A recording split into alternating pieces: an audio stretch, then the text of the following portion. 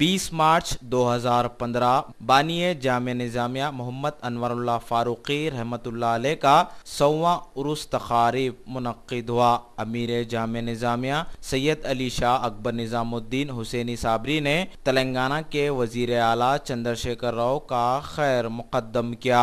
वजीर आला चंद्रशेखर राव ने अपनी तकरीर के दौरान कहा कि बहुत जल्द जामे निजामिया की डिग्री को मुसल्लमा हुकूमत करार दिया जाएगा। इस मौके पर शेखुल जामिया जामे निजामिया मुफ्ती खलील अहमद, शेखुल हदीस ख्वाजा शरीफुद्दीन, नायब वजीर आला मोहम्मद महमूद अली, कुल हिंद मजलिस इत्तेहादुल मुस्लिमीन के रुकन असम्बली व कायद मुकर्रना अकबरुद्दीन अवैसी, अराकीन असम्बली के अलावा उलमाए कराम के अलावा और भी दीगर लोगों की कसीर तादाद मौजूद थी।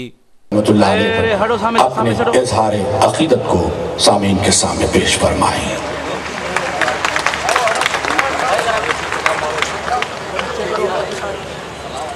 जनाब मुफ्ती खलील अहमद साहब, जनाब अकबर निजामुद्दीन साहब, इजिप्ट मुल्क से कायरो यूनिवर्सिटी से आए हुए हमारे मेहमान अब्दुल रब साहब,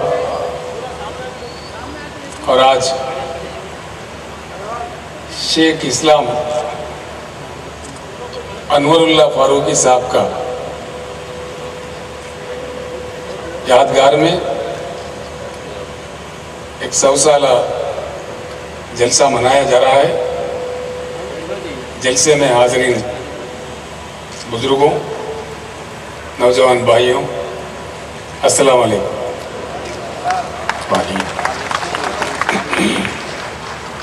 मुझे बहुत खुशी हुई कि करीब 150 साल पहले बना हुआ दुनिया के मशहूर जामिया निज़ाम में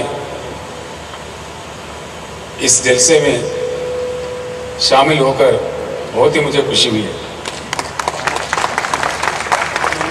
मैं फसी उर्दू तो नहीं बोल सकता, लेकिन कोशिश करता हूँ जो दिल में बात है आप तक पहुँचाऊँ।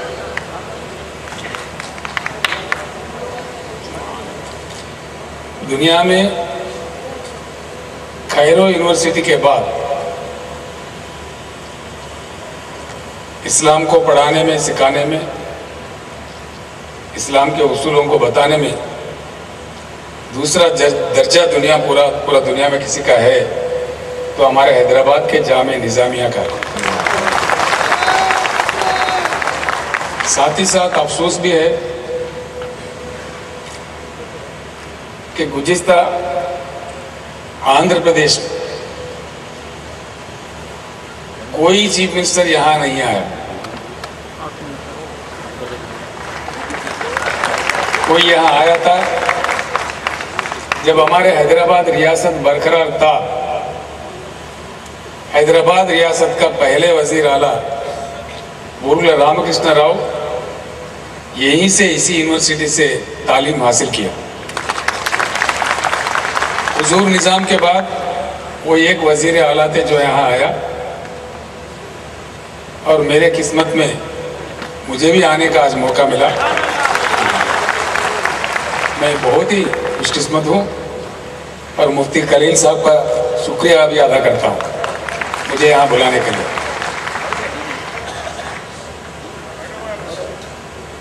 बहुत मुश्किल से हमें तेलंगाना रियासत हासिल हुआ, ये आप तमाम लोग जानते हैं। आज हम सबका फर्ज बनता है हर हालत में, हर शोबे में, सारे हिंदुस्तान में तेलंगाना एक आला रियासत बने। मैं दिलो जान से कोशिश कर रहा हूं तेलंगाना एक सुनहरा तेलंगाना बने। ये सुनहरा तेलंगाना जब भी बन सकता है कि तेलंगाना के हर शहरी के चेहरे पे नूर आ जाए और ये तेलंगाना नूराना तेलंगाना बन जाए। मैं अल्लाह ताला से दुआ करता हूँ वो मुझे ऐसा मौका फराहम करे कि तेलंगाना के हर कौम, हर वो मज़हब, हर वो जात के लोग तरक्की करे, अमन से रहे, खुश रहे।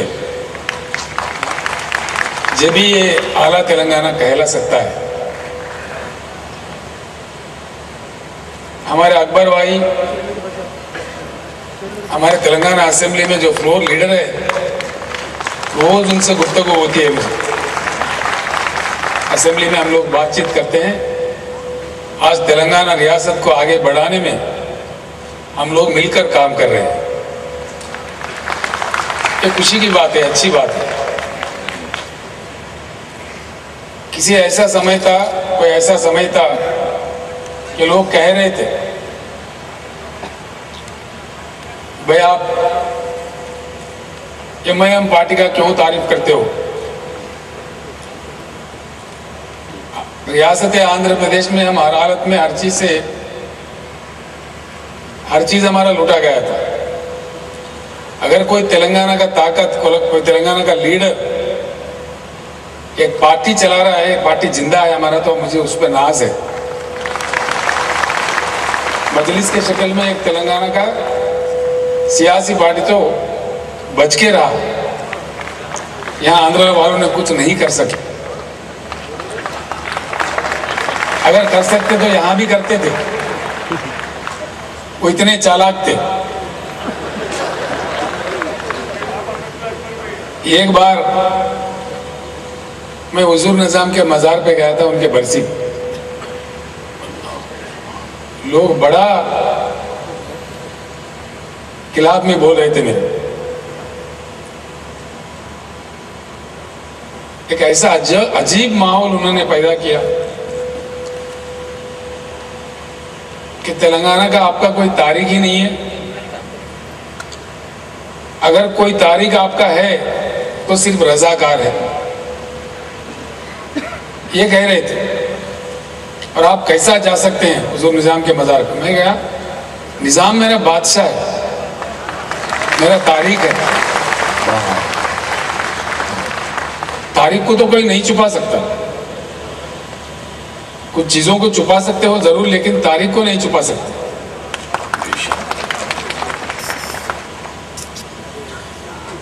उनसे मैंने पूछा, भाई आप एक काटन साहब थे जो मिलिट्री इंजीनियर थे ब्रिटिश के, उनका हर साल जश्न मनाते हो, क्यों, किस लिए मनाते हो? तो वो कह रहे थे हमें गोदावरी बराज बन के दिया, हमारे 3 लाख एकड़ को पानी मिला, खाना खा रहे हैं हम लोग, इसलिए हम उनके मशहूर हैं और हर साल उनका सालगिरह मनाते हैं। मैं बोला भाई हिंदुस्तान को जो लूट रहे थे, 200 साल हमको सता रहे थे, वैसे ब्रिटिश फौज के वो एक इंजीनियर थे और निजाम हमारे बादशाह थे। मैं आपसे एक सवाल करना चाहता हूँ, निजामाबाद जिले में भी एक निजाम सागर प्रोजेक्ट है। अगर कोई मुझसे सवाल पूछा कि निजाम सागर किसने बनाया, अगर आपसे मैं पूछूंगा तो आप क्या कहोगे? वो कह रहे थे निजाम बनाए। ब्रिटिश इंजीनियर बनाए तो उनके सालगिरह आप मना रहे। जो हमारे बादशाह थे, हमारे तारीख थे, उन्होंने हमारे लिए लाखों एकड़ के लिए प्रोजेक्ट बनाया, क्या हम उसका तारीफ नहीं करें, उनका तारीफ नहीं करें? तो बोल रहे थे चंद्रशेखर साहब आपसे बात करना बड़ा मुश्किल है। मैंने कहा सच्चाई कड़वी लगती भाई, सच्चाई बोल रहे तो बात करना मुश्किल है। गुमराह करना तेलंगाना के लोगों को। मैं कह रहा था हमेशा, दुनिया में कहीं भी इंसाफ का जंग का हार नहीं हुआ, इंसाफ हमेशा जीत के रहा। जहां कहां भी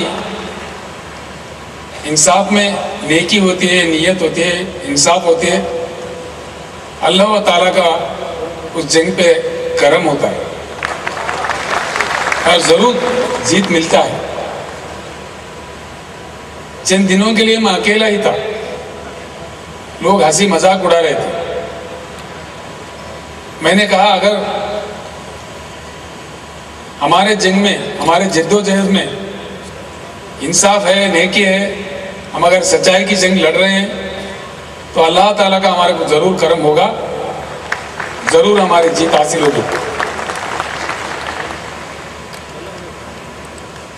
कई जलसों में मैंने कहा था, फानूस बनकर जिसकी हिफाजत हवा करे, वो शमा क्या बुझे जिससे रोशन खुदा करे। अल्लाह का करम था, तेलंगाना हासिल हुआ। आप तमाम लोगों से मेरा एक ही दरखास्त है, मैं आपका बेटा हूं, इस वतन का बेटा हूं।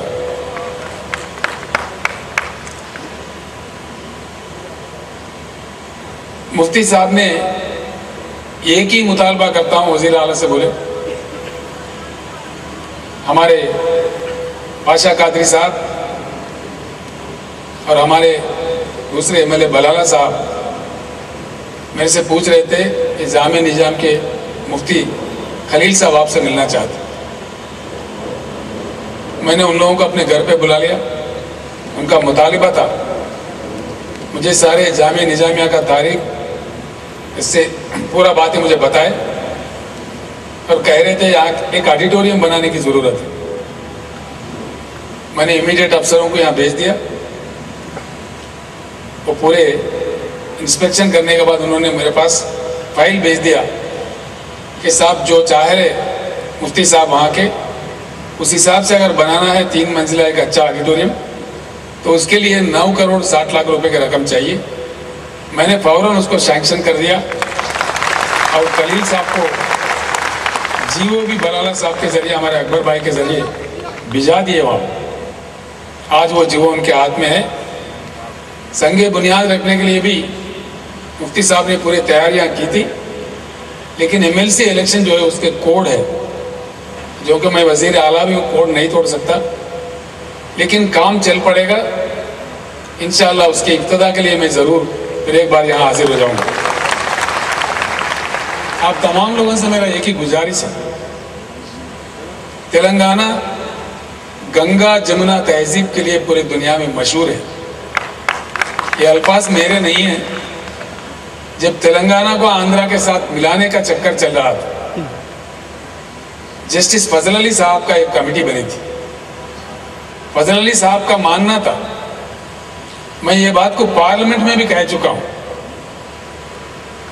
अगर आप मराठी हिस्सों को महाराष्ट्र में भेजना चाहते हो भेज दो।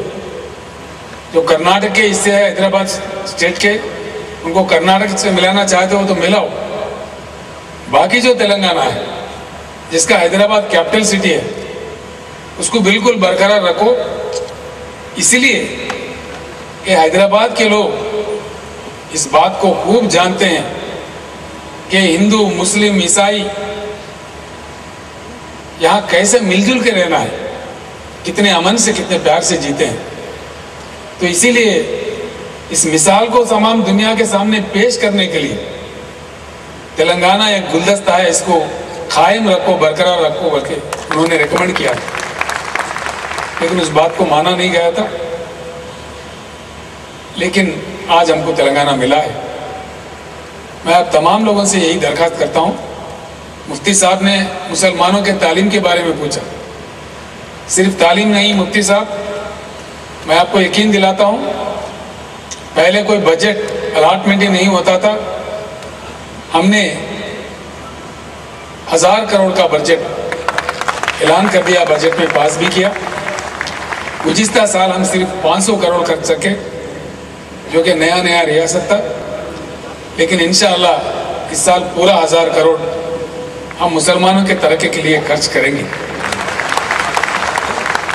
एक प्रोग्राम हमने शुरू किया गरीब मुसलमान खवातीन के शादियों के लिए, शादी मुबारक के नाम से। उसमें लिए हर गरीब खवातीन का जब कभी शादी होता है रियासत तेलंगाना में, उनको 51,000 रुपये का मुहैया किया जाता है। दूसरे और कई ऐसे प्रोग्राम हैं। हाल में हमारे अकबर भाई मुतालबा कर रहे थे सरकार से तेलंगाना के असेंबली में कि SC ST के साथ मुस्लिम तलबा को भी स्कॉलरशिप देना चाहिए। मैंने वही मान लिया और वो अमल में आएगा। कई और चीज़ें भी हैं। मैं जल्द से जल्द, अकबर भाई भी मुझे दावत दे रहे थे, ओल्ड सिटी का दौरा भी करना है, पूरे हिस्सों को देखना है। अभी सरकार सेटल हुआ है। एक बात मैं हमेशा कह रहा था, एक बार अगर हम रियासत आंध्र प्रदेश से अलग हो गए, तेलंगाना एक दौलतमंद रियासत होगा। मैं कह रहा था और ये बात साबित हुआ। 14वीं फाइनेंस कमीशन ऑफ इंडिया ने कह दिया है, गुजरात में, पूरे हिंदुस्तान में सिर्फ 2 ही रियासत ऐसे हैं जो सरप्लस स्टेट्स है, जो धनवान स्टेट है, जो दौलतमंद रियासत है। उसमें एक गुजरात है तो दूसरा हमारा तेलंगाना है। ये बात साबित हुआ। और हम धनवान रियासत, दौलतमंद रियासत जरूर है, तो एक दौलतमंद रियासत में गरीबी कैसा? ये गरीबी हटना चाहिए। हम हर हालत में, हर लिहाज से, हर शोबे में हमको तरक्की मिलना चाहिए। और मुसलमानों की तरक्की चंद स्कीमों से नहीं होता। इन बातों में मैं यकीन नहीं रखता। मुसलमानों का हर जगह बराबर का हिस्सा होना चाहिए, हर शोबे हयात में बराबर का हिस्सा होना चाहिए। हमारे उस्ताद जयशंकर साहब कहते थे, भाई चंद्रशेखर, जब मैं उस्मानिया यूनिवर्सिटी में पढ़ रहा था, बाद में टीचर बनकर पढ़ा रहा था, उस्मानिया यूनिवर्सिटी के सीढ़ियां चढ़ता उतरता तो आधा आदाब रहते थे, आधा नमस्ते रहते थे। लेकिन वहां से मेरा आदाब गायब हो गया। कहाँ गया? हमारे हैदराबाद के तहजीब व तमद्दुन को फिर से हमें वापस लाना है। पुराने खुशबुओं को जरूर फिर से ताज़ा करना है। ये मेरे अकेले शख्स से कोई नहीं होगा, आप तमाम लोगों को इसमें हिस्सा लेना पड़ेगा। मैं आपका बेटा हूं, आपसे मुतालबा करने के लिए, मुझसे मांगने के लिए, मुझसे डिमांड रखने के लिए आप सब लोगों का हक है और अधिकार भी है। इसीलिए मैं आप तमाम लोगों से गुजारिश करता हूं, हम सब मिलकर के ही इस रियासत तेलंगाना को सुनहरा तेलंगाना का अंजाम दे सकते हैं। और ये काम जरूर होगा जो नेक दिल से, सच्चे दिल से, तय दिल से कहते हैं और करने की कोशिश करते हैं। जैसा मैंने कह रहा था, जरूर हमारे पर अल्लाह का करम होगा और सुनहरा तेलंगाना बनाने में भी अल्लाह ताला का जरूर हमें उनका करम होगा, उनका साथ होगा, हम कामयाब होके रहेंगे। दूसरे भी कुछ ऐसे ही हमारे इंस्टीट्यूट से, दुनिया भर में मशहूर इंस्टीट्यूट से, इतना मशहूर इंस्टीट्यूट जामिया निजामिया रखने का आज तेलंगाना रियासत फख्र करता है, करना भी चाहिए। ये बात एक तारीखी यूनिवर्सिटी है। उस्मानिया यूनिवर्सिटी से पहले ये एक ही था। यहीं से हमारा तेलंगाना का पहला वजीर आला बुरुगला रामकृष्ण राव ने भी तालीम हासिल किया। यहीं से हमारा साबिका वजीर बागा रेड्डी साहब ने भी तालीम हासिल किया। और यहाँ से जो सर्टिफिकेट देते थे उनको उस्मानिया यूनिवर्सिटी के डिग्री के बराबर पहले माना जाता था, बाद में आंध्रा वालों ने ख़त्म किया। मैं आप तमाम लोगों को और मुफ्ती साहब को वायदा करता हूँ, 100% वो फिर से हम शुरू करेंगे। यहाँ के डिग्रीज को भी वही दर्जा दिया जाएगा जो उस्मानिया यूनिवर्सिटी के डिग्री को दिया जाता है। सारे दुनिया में हमारा नाम भी मशहूर होगा, हमारे सिटी का, हमारे शहर का, हमारे जामिया निजामिया का। और इससे हमारा कदर भी बढ़ेगा, इससे हमारा रियासत का इज्जत भी बढ़ेगा बाहरी ममालिक में। और दूसरी एक बात मैं आप लोगों से कहना चाहता हूँ, मुसलमानों के लिए स्कीम्स बनाने में मैं, अकबर भाई और दूसरे साथी जनाब महमूद अली साहब जो हमारे डिप्टी चीफ मिनिस्टर साहब है, हम सब मिलकर कोशिशें कर रहे हैं। कुछ ही दिनों में पुराने शहर के तमाम बुजुर्गों को भी हम दावत देंगे। हम सब मिलकर बैठते हैं, जो कि हमारा औकाफी जायदाद ज़मीन काफ़ी लूटा गया, जो लूटा गया उसके बारे में हमें क्या करना चाहिए। अकबर भाई से मैंने पूछा तो उन्होंने मुझे बताया, साहब आप मशाकिन को बुलाइए, उलमा लोगों को बुलाइए, बुजुर्गों को बुलाइए, वो जो फैसला करेंगे उसके मुताबिक आप काम कीजिए। तो इसीलिए चंद ही दिनों में आपके पास दावतनामा पहुंचेगा। हम लोग बैठेंगे संजीदा तरीके से, टाइम ले लेंगे, बैठ के आराम से हर चीज़ पे गौर करेंगे और आगे के लिए क्या हमारा रास्ता निकालना चाहिए, सुनहरा तेलंगाना की तरफ हम लोगों को कैसे आगे बढ़ना चाहिए, इस बातों पे आप लोग भी रोशन डालिए। जो लोग लिखकर भेजना चाहते हैं मुझे आप भेज भी सकते हैं मेरे दफ्तर पे या मेरे मकान पे, मैं आपको दावत देता हूँ। जो भी सलाह मशवरा आप लोग देना चाहते हैं वो भी दे सकते हैं, और जब मैं मीटिंग बुलाऊंगा उसमें भी ज़रूर शामिल हो जाइए और रास्ता बताइए ताकि हम उसका अमलावरी कर सकें। मुफ्ती खलील साहब का फिर एक बार मैं शुक्रिया अदा करता हूँ कि इतना बड़ा तारीखी इंस्टीट्यूट पर, एजुकेशनल इंस्टीट्यूट पर मुझे बुला के यहाँ शिरकत होने का, पार्टिसिपेट होने का जो मौका उन्होंने दिया, बहुत ही मैं उसका खलील मुफ्ती साहब का आभारी हूँ और उनको शुक्रिया अदा करता हूँ। आप तमाम लोगों को आदाब करते हुए मैं रुखसत होता हूँ। जनाब मोहतरम इज़्ज़तमाब के चंद्रशेखर राव साहब, वज़ीर आला तेलंगाना और औजे मुक़द्दर पर सलाम ऐ जामिया तुझ पर, तेरे औजे मुक़द्दर पर सलाम ऐ जामिया ऐ दर्सगाहो फज़ल के महवर, सलाम ऐ जामिया ऐ खानकाहे इल्म दीन परवर, क़यामत तक रहे तू और तेरे बोर्डिंग